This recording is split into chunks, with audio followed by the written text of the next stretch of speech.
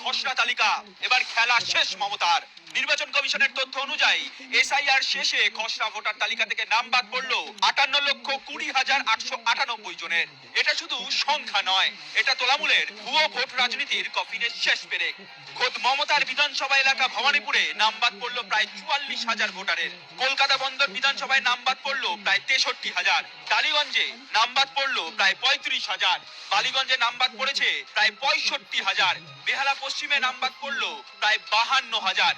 এই পরিসংখ্যান থেকে একটা বিষয় স্পষ্ট, যেখানে যেখানে তৃণমূলের নিশ্চিত ঘাঁটি, সেখানেই সবচেয়ে বেশি ভুয়ো ভোটারের অস্তিত্ব। আর এই পরিসংখ্যান দেখেই ঘুম ছুটেছে মাননীয়ার। কেন জানেন? 2024-এর লোকসভা নির্বাচনে তৃণমূল কংগ্রেস ভোট